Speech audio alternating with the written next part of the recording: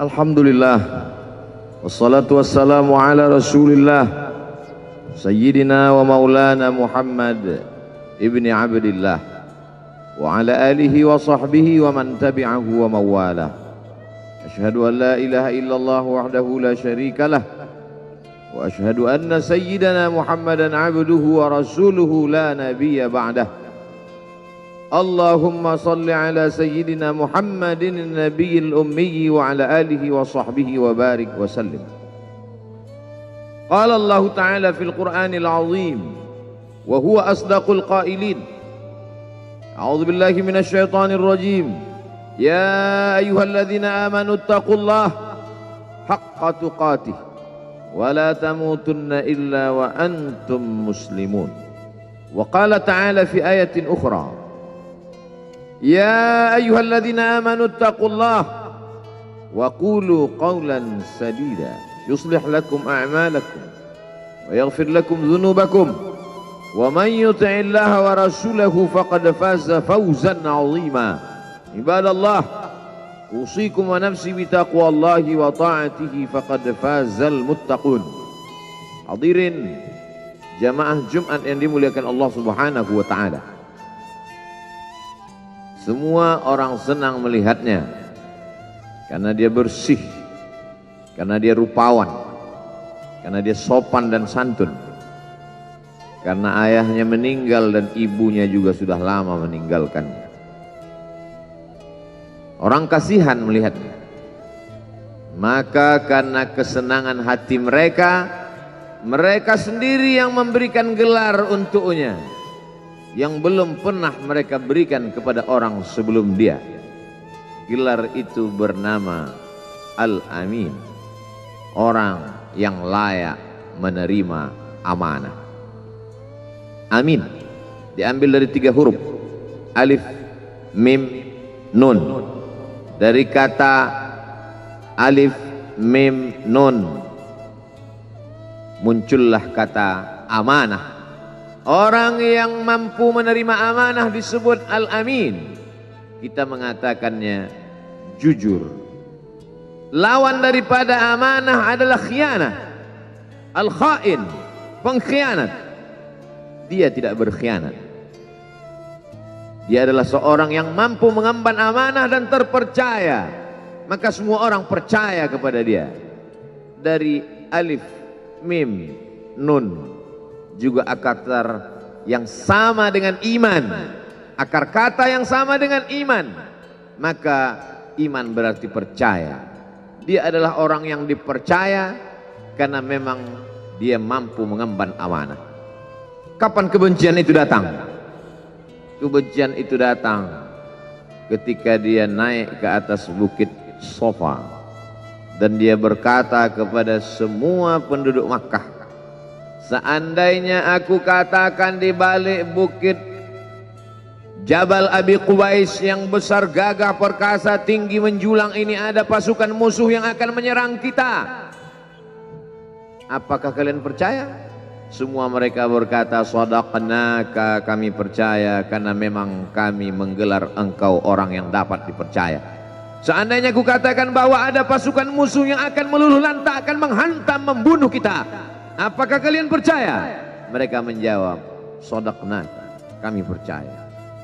Seandainya aku katakan bahwa aku menerima wahyu dari Allah dan aku diperintahkan Allah untuk mengabarkan kepada kalian yang baik-baik akan masuk surga, yang jahat-jahat akan masuk neraka, percayakah kalian? Disitulah perlawanan datang, bukan dari orang lain, bukan dari musuh, bukan dari lawan. Perlawanan itu datang dari saudara kandung, dari ayah kandung yang masih ada hubungan darah. Tabban laka ya Muhammad alihadza jama'tana, celakalah engkau Muhammad, apakah hanya untuk ini saja kau kumpulkan kami hari ini? Allah membelanya, langsung Allah membelanya. Dia tidak membela dirinya, tapi Allah mengatakan tabbat yada abi lahabi wa tabba ma aghna anhu maluhu, hartanya tak ada berguna, wa ma kasab, hasil usahanya tak mendatangkan manfaat. Wa imra'atuhu hammalatal hatab, istrinya menjadi pembawa kayu bakar, simbol dari adu domba, kata-kata yang membuat menyakitkan hati yang dibawa oleh Ummu Jamil istri Abu Lahab untuk menyiksa, menjelekkan, membuli, menebarkan berita untuk membunuh karakter Sayyidina wa Maulana Muhammad sallallahu alaihi wasallam. Ini bukti kalau hari ini ada anak muda yang rupawan, yang dermawan, yang disenangi lingkungannya, tidak ada orang yang tersinggung, biasa, karena Nabi Muhammad SAW juga pernah mengalami hal itu. Tapi begitu kau katakan, aku tadi malam bermimpi bahwa aku mesti hijrah, meninggalkan komunitas peminum khamar, meninggalkan geng kita yang selama ini bicara tentang yang haram, maka disitulah mereka akan berkata, apakah hanya untuk ini saja kita berteman selama ini? Mana persahabatan kita? Apa yang dialami pemuda-pemuda hijrah hari ini dialami oleh Rasulullah sallallahu alaihi wasallam 14 abad yang silam. Ketika kau berhasil bisnis, orang senang. Ketika kau berhasil membina rumah tangga, tidak ada orang yang tersakiti. Ketika anakmu lucu-lucu dan kau berada di tengah mereka, tidak terusik kepentingan mereka, tidak terganggu ekonomi mereka, engkau adalah sahabat, engkau adalah teman setia. Tetapi ketika kau tidak ikut kemauan manusia, disitulah engkau sedang melantik dirimu sendiri menjadi musuh. Maka Allah kuatkan hatimu. Wa in tuti' aktsara man fil ardi, kalau kau ikut kebanyakan orang di atas muka bumi, yudilluka an sabilillah, mereka hanya akan menyesatkan engkau dari jalan Allah subhanahu wa ta'ala. Tapi api itu tidak pernah padam. Kalau dia padam, maka berakhirlah dakwah Islam. Dia terus bergelora, dia terus menyala, dia terus membakar kemunafikan, membakar kemusyrikan, sampai akhirnya embargo pun tiba. Jangan ada yang mau bergabung dengan kelompok Muhammad sallallahu alaihi wasallam. Jangan ada yang mau berkirim makanan. Jangan ada yang mau berdagang. Jangan ada yang mau menjalin transaksi. Mereka ingin membunuh secara perlahan-lahan. Jangan beli produknya. Jangan duduk bersamanya. Jangan berteman dengan dia. Kenapa kamu mau berfoto dengan dia? Kenapa kamu mau bergambar dengan dia? Kenapa kamu masih mau mendengar ceramah dia? Adakah orang yang mengalami hal itu hari ini? Adakah ketakutan-ketakutan dari hamba Allah yang mengatakan Allahu Akbar, Allah Maha Besar, tapi takut ditinggalkan kawan, cemas ditinggalkan sahabat? Maka itu pernah terjadi pada kelompok Sayyidina wa Maulana Muhammad sallallahu alaihi wasallam.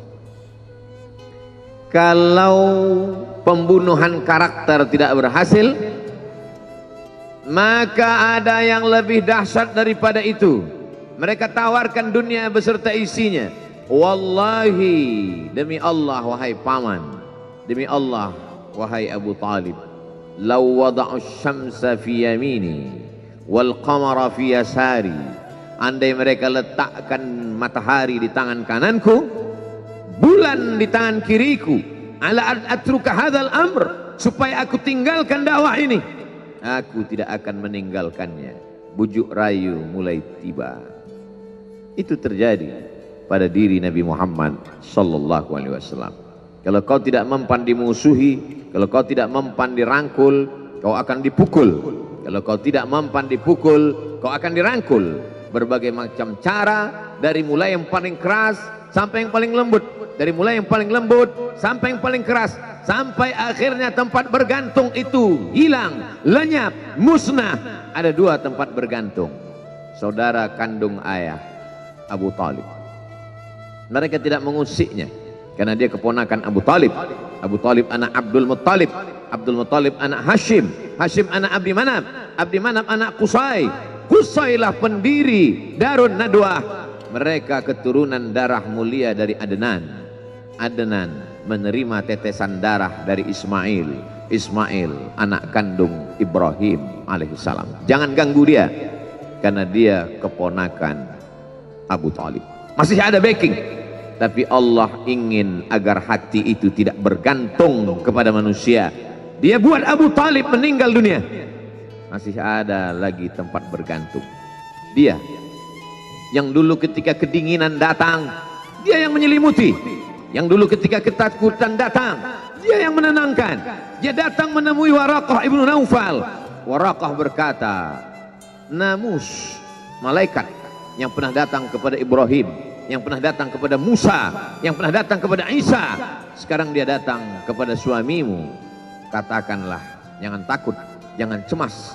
Kalau nanti sampai masanya dia akan diusir dari kampung halamannya, aku orang pertama yang akan membelanya. Karena begitu yang kutemukan dalam kitab-kitab suci yang kubaca, kata Waraqah bin Naufal. Hari itu juga tempat bergantung itu patah. Khadijah menghadap Allah Subhanahu wa ta'ala. Tak lagi ada makhluk tempat bergantung, tak ada lagi ranting tempat berhinggap, tak ada lagi batang kayu tempat berpegang. Allah ingin agar engkau berserah hanya kepada Dia saja. Tidak ada makhluk. Bersandar kepada makhluk akan kecewa, bersandar pada kayu yang rindang akan tumbang, bersandar kepada benda akan binasa, bersandar kepada sahabat akan berubah menjadi musuh. Bersandarlah kepada Dia, Hayyun Maha Hidup, la yamut, Dia tak pernah mati. Bersandarlah kepada Dia, Al-Aziz yang Maha Perkasa, Al-Jabbar yang Maha Berkuasa. Itu yang diinginkan Allah dari sosok Sayyidina wa Maulana Muhammad sallallahu alaihi wasallam. Dia pergi, sengaja dia pergi berjalan kaki, karena kalau dia pergi menunggang unta, mereka sudah mengintai, dia pasti lari, dia akan pergi ke tempat yang jauh. Sengaja dia pergi berjalan kaki. Lalu kemudian dia pun sampai ke suatu tempat. Dia berharap mereka adalah orang-orang yang lembut akan yang menerimanya, tapi dia tidak diterima dengan tala'al badru alaina. Dia tidak diterima sebagai ahlan wasahlan. Ahlan, keluarga, kau datang kami sambut sebagai keluarga.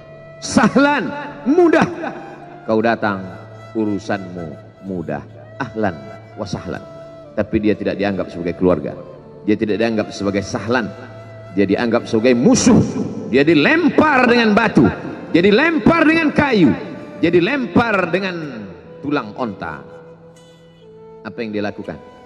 Dia bersembunyi di balik bukit. Dia angkat kedua tangannya. Ilaika ashku dha'fa quwwati. Kepada engkau saja aku mengadukan kelemahanku. Wa qillata hilati, ketidakberdayaanku. Wa hawani bainan nas, aku hina di tengah mereka.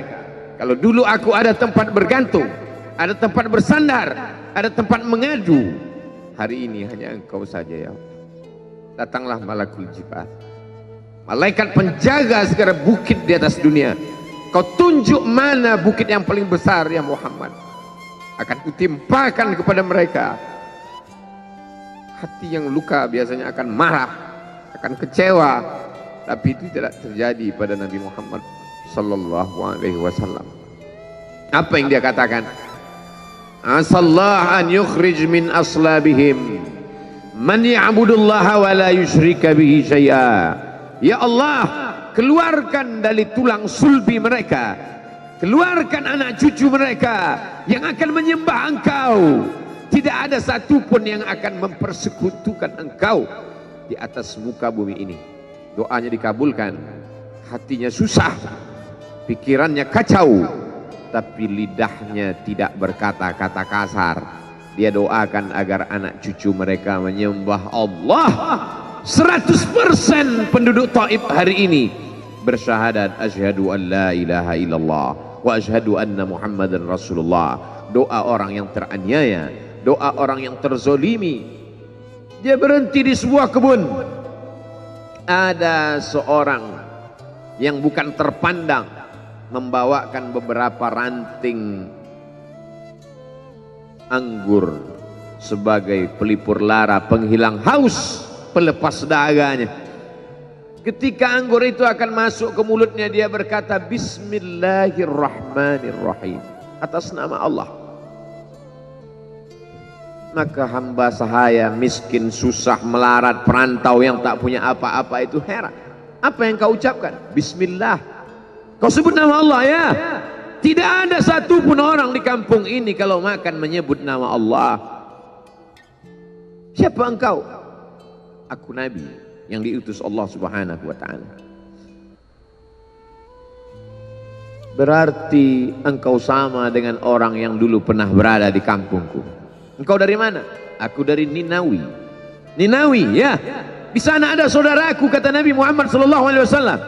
Di sana ada saudaraku, namanya Yunus bin Matta. Yunus bin Matta adalah saudaraku. Sama-sama hamba yang diutus Allah Subhanahu wa ta'ala. Dia juga diingkari oleh kaumnya. Dia masuk ke dalam lautan, ditelan seekor ikan dalam 3 kegelapan. Gelapnya tengah malam, gelapnya lautan, gelapnya perut ikan. Dia berserah kepada Allah. La ilaha illa anta subhanaka inni kuntu minal zalimin. Begitu cara Allah mengingatkan Nabi Muhammad SAW. Apa yang kau rasakan hari ini belum ada apa-apanya dengan apa yang pernah dirasakan oleh Yunus bin Matta. Mendengar itu langsung saja Adas bersimpuh sujud mencium lutut Nabi Muhammad SAW. Dia tidak mulia, dia hamba sahaya, dia miskin, dia perantau, tapi dia sempat mencium tangan Nabi Muhammad SAW. Dia sempat menghilangkan dahaga dari leher Nabi Muhammad SAW. Pertemuan yang berkesan. Biarlah pertemuan itu sekali, tapi sampai ke lubuk hati. Untuk apa pertemuan yang berulang kali, tapi hanya sampai di tepi bibir, hanya basa-basi. Nabi SAW kembali, dia pulang. Di tengah perjalanan dia mendengar, qul, katakan, uhiya ilayya annahu istama'a nafarun minal jin. Ada sekelompok jin. Jin itu berkata, inna sami'na qur'anan ajaba. Kami mendengarkan bacaan Al-Quran ajaba, menakjubkan, ajib. Biarlah manusia menolakmu, biarlah manusia yang aku dan sombong itu tidak menerimamu, tapi ada satu makhluk yang mau menerimamu. Inna, kami dari kalangan jin, sami'na, mendengar, Qur'anan ajaba, bacaan Al-Quran yang mengagumkan, yahdi ila rusdi, yang membuat kami lurus berpikir benar. Betapa jin yang dikatakan makhluk jahat, tapi ketika dia mendengarkan bacaan Al-Quran tersentuh hatinya dan dia bersyahadat, anna minnal muslimun, kami ada yang muslim, wa minnal qasitun, kami ada yang kafir. Yang muslim taharrau rasyada, selalu mencari jalan kebenaran. Yang kafir kanu li jahannam hataba, mereka hanya akan menjadi santapan neraka jahanam. Dia kembali ke kota suci Makkah Al-Mukarramah seperti biasa, sampai akhirnya datanglah malaikat Jibril membelah dadanya, mensucikan hatinya sampai layak, lalu kemudian dia pun dibawa.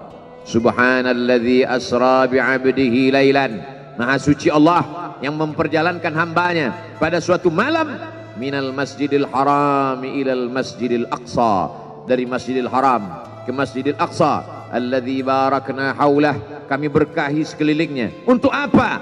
Linuriyahu min ayatina, kami ingin memperlihatkan kepadanya tanda-tanda kebesaran kami. Selama ini dia hanya didengar, azab kubur didengar, neraka jahanam didengar, malaikat didengar. Hari ini kami ingin memperlihatkan tanda-tanda itu kepada hamba kami. Jangan bersedih ketika kau didustakan. Jangan bersedih ketika kau dibunuh karaktermu. Jangan berduka cita ketika tidak ada manusia yang menerimamu. Karena sesungguhnya itu hanyalah cara Allah menguatkan hatimu. Karena dia ingin mengangkat derajatmu, menempatkan di tempat yang terpuji, memperlihatkanmu sesuatu yang tidak pernah dia perlihatkan kepada manusia yang lain. Dia buat hatimu hancur berkeping agar tidak lagi ada tempat makhluk dalam hatimu. Yang ada hanya Allah semata. Ma fi qalbi ghairullah. Pada saat itu mentalmu sudah kuat, layaklah engkau berada di tempat yang terpuji. Kalau ada orang menyakitimu, jangan berduka. Kalau ada tetangga, sahabat, kawan baik meninggalkanmu, jangan berduka lara.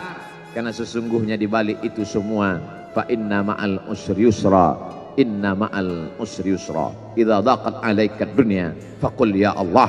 Kalau terasa sempit dunia, mengadulah kepada Allah. Idza sa'alta fas'alillah, kalau minta-mintalah kepada Allah. Wa idza sta'anta fasta'in billah, kalau minta tolong, minta tolonglah kepada Allah. Iyyaka na'budu wa iyyaka nasta'in.